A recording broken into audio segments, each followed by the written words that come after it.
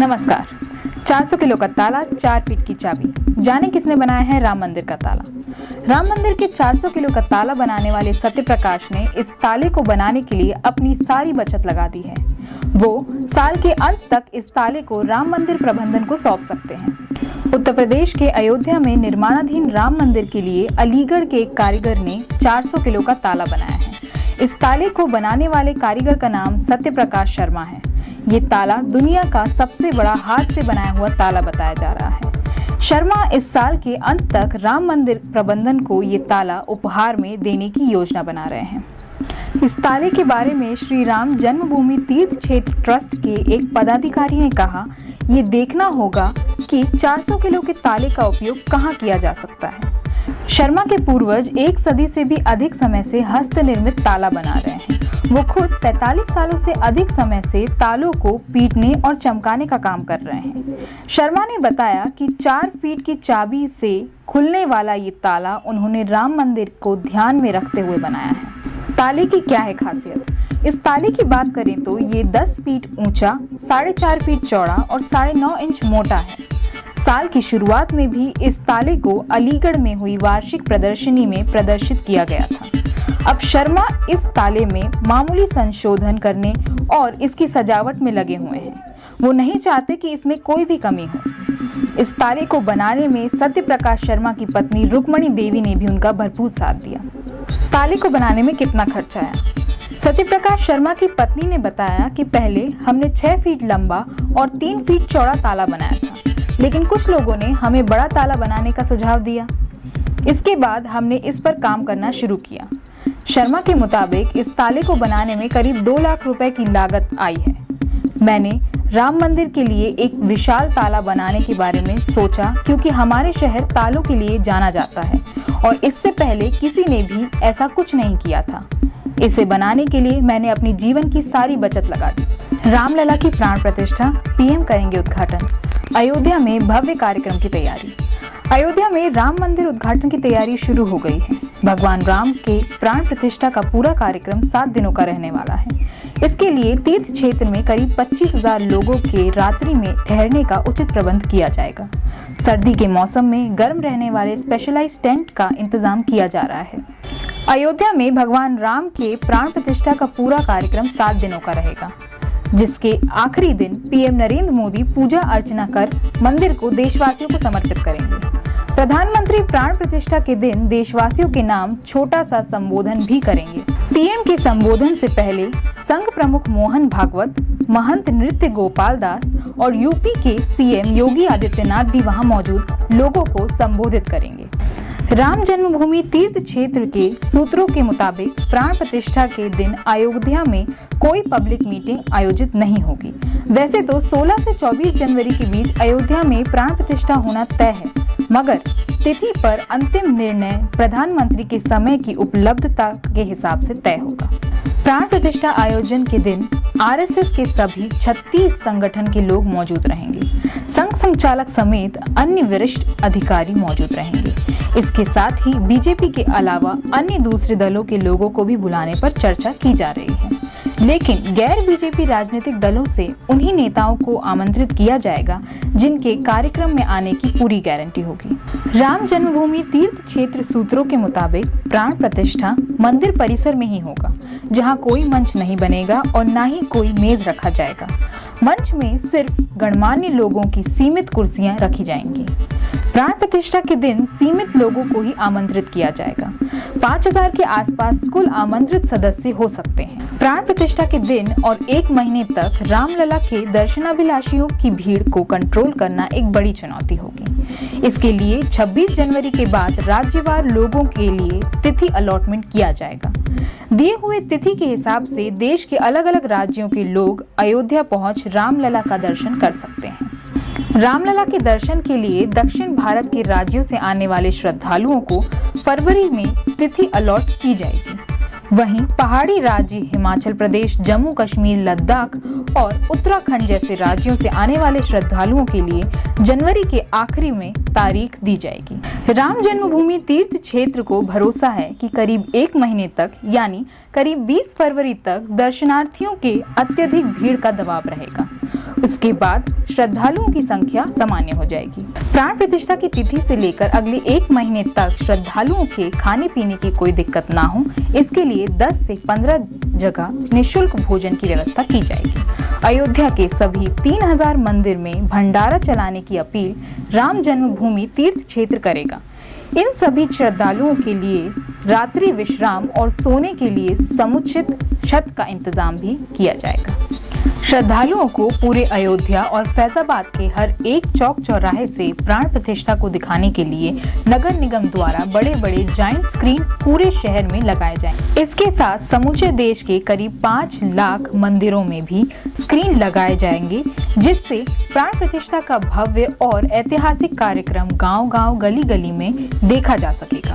प्राण प्रतिष्ठा को आम आदमी से जोड़ने के लिए राम जन्मभूमि तीर्थ क्षेत्र लोगों से अपील करेगा कि हर एक सनातनी अपने अपने घर के बाहर चौखट पर कम से कम 5 दीपक जलाएं। राम जन्मभूमि तीर्थ क्षेत्र के महासचिव चंपत राय का कहना है कि गर्भगृह में भगवान राम की मूर्ति की स्थापना का काम CBRI की देखरेख में किया जा रहा है, जिसको साइंटिफिक और आध्यात्मिक महत्व के हिसाब से बनाया और स्थापित किया जाएगा। चंपत राय ने बताया है कि भगवान राम की मूर्ति के पैर की उंगलियों से लेकर मस्तक तक ऊंचाई 51 इंच रखी गई है, जो सिर और बाल की सजावट के बाद करीब 55 इंच होगी। भगवान राम की मूर्ति के नीचे के फाउंडेशन से लेकर सिर तक की कुल ऊंचाई 8 फुट 7 इंच की यानी 103 इंच की ऊंचाई होगी।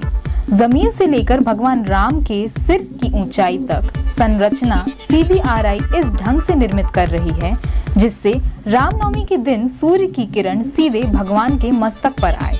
मूर्ति की बनावट इस ढंग से की जा रही है कि भगवान राम का चेहरा 5 वर्ष के बालक के समान दिखेगा।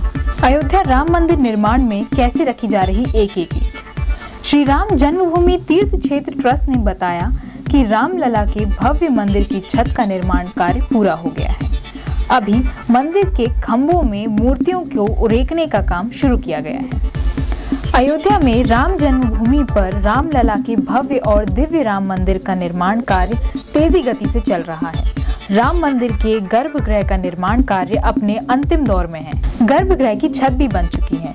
नक्काशीदार पत्थरों को गर्भगृह में उनके यथास्थान स्थापित कर दिया गया है।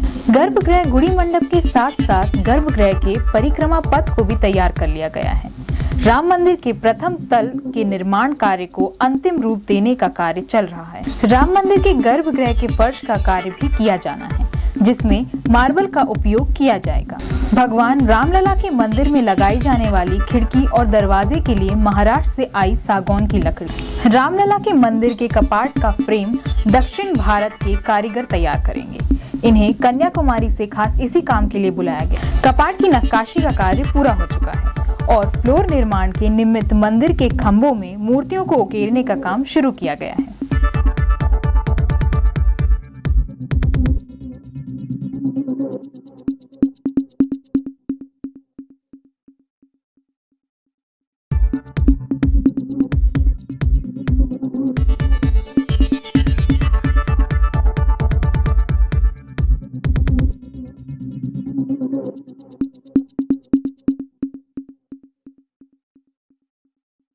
दिग्विजय शासनकाल से 16 गुना ज्यादा लोन शिवराज सरकार पर। 5 साल में 74,000 करोड़ रुपए ब्याज चुकाया। मध्य प्रदेश पर उसके सालाना बजट से भी ज्यादा कर्ज है, यानी स्टेट की स्थिति उस घर की तरह हो गई है जिसकी इनकम कम और कर्जा ज्यादा है। सीएम शिवराज सिंह चौहान के कार्यकाल में यह कर्ज बढ़कर 3,32,000 करोड़ रुपए हो गया है। यह दिग्विजय सिंह सरकार की विदाई के वक्त से 16 गुना अधिक है। विशेषज्ञ हैरान है कि कर्ज में डूबी सरकार ने 2 साल में बाजार से 1 लाख करोड़ रुपए से ज्यादा का लोन उठा लिया है। यह अब तक लिए गए कुल लोन का 1/3 है। इसका असर यह हुआ है कि मध्य प्रदेश के हर व्यक्ति पर 5 साल में ही कर्ज बढ़कर डबल हो गया है। ऐसा संभवतः पहली बार है। जॉब्स नहीं मिलने पर प्रदेश के एक ही साल में 5 लाख से ज्यादा नए बेरोजगार बढ़ गए हैं। शिवराज सरकार में मध्य प्रदेश के हर व्यक्ति के माथे अब 41,000 रुपए का कर्जा है। इसी रफ्तार से बढ़ोतरी हुई तो यह कर्ज अगले साल बढ़कर 47,000 रुपए तक पहुंच जाएगा। 2017 तक यह कर्ज 21,000 रुपए था। दिग्विजय सिंह के 10 साल के शासन के आखिरी साल यानी 2003 से 4 में प्रदेश पर 20,000 करोड़ रुपए का कर्ज था, जो प्रति व्यक्ति 3,300 रुपए आता है। इस खबर पर आप अपनी राय यहाँ दे सकते हैं। कर्ज बढ़ोतरी के दो अलग मायने हैं। पहला सरकार का, दूसरा अर्थशास्त्रियों का। मध्य प्रदेश का बजट 2022 से 23 के लिए कुल 2,79,237 करोड़ है और कर्ज है 3,31,000 करोड़ रुपए। अर्थशास्त्रियों का कहना है कि सरकार भले ही नियमों के तहत कर्ज लेती है, लेकिन लोक लुभावन वादों की राजनीति हावी होती जा रही है। सरकार जिस रफ्तार से कर्ज लेने लगी है, इस पर कंट्रोल जरूरी है। ऐसा नहीं किया और फ्री बांटने की स्ट्रेटजी नहीं बदली तो भविष्य में श्रीलंका जैसे हालात बन सकते हैं। सरकार की नज़र से देखें तो बाजार और फाइनेंशियल इंस्टीट्यूशन से लोन कैपेसिटी बढ़ना अच्छा संकेत है। उसकी यह कैपेसिटी जितनी बढ़ेगी, सैद्धांतिक रूप से डेवलपमेंट के लिए पैसा खर्च हो सकेगा। इसमें सड़क, बिजली, पानी और पंचायतें शामिल हैं। साथ में वेतन, पेंशन, महंगाई भत्ता और सामाजिक न्याय से जुड़ी योजनाओं पर भी राशि खर्च होगी। कर्जदार सरकार का असर। हेल्थ सर्विसेज में 17वें नंबर पर, सैकड़ों स्कूलों में टीचर नहीं। राज्य में स्वास्थ्य सेवाओं और शिक्षा का हाल ठीक नहीं है। देश में स्वास्थ्य सेवाओं के मामले में राज्य 17वें नंबर पर है।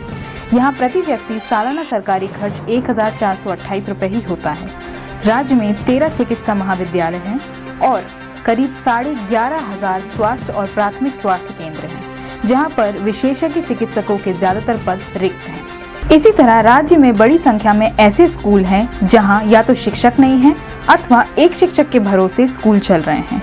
आदिवासी बहुल अलीराजपुर, झाबुआ, बड़वानी, सिंगरौली, सीधी, मंडवा व धार जिलों के 1587 स्कूलों समेत कई अन्य ऐसे जिले हैं जिनमें बड़ी संख्या में स्कूलों में शिक्षक नहीं हैं। मध्य प्रदेश में 1,30,00,000 बेरोजगार। राज्य में रोजगार बड़ा मुद्दा है। सरकार हर साल 1 लाख लोगों को रोजगार देने का वादा कर रही है, जबकि एक साल में ही राज्य में 5,46,000 बेरोजगार बढ़ गए हैं। प्रदेश में पिछले साल 24,72,000 पंजीकृत बेरोजगार थे, जो अब 30,23,000 हो गए हैं। हालांकि केंद्र सरकार का ई श्रम पोर्टल बताता है कि राज्य में 1,30,00,000 बेरोजगार हैं, जिनमें से 35% ग्रेजुएट हैं। नए कर्ज की राशि का 50% सिर्फ ब्याज में। आंकड़ों से स्पष्ट है कि वर्ष 2021 से 22 में सरकार ने जो कर्ज लिया था, उसकी 50% राशि यानी 20,000 करोड़ रुपए केवल ब्याज में खर्च हुई है। वर्ष 2022 से 23 में ब्याज भुगतान की राशि बढ़कर 22,000 करोड़ रुपए हो जाएगी। पिछले 5 वर्षों में मध्य प्रदेश सरकार द्वारा करीब 74,000 करोड़ रुपए सिर्फ ब्याज में खर्च किए गए हैं। वर्ष 2020 में सत्ता परिवर्तन के बाद नई सरकार ने गत 2 वर्षों में 92,000 करोड़ रुपए कर्ज लिया।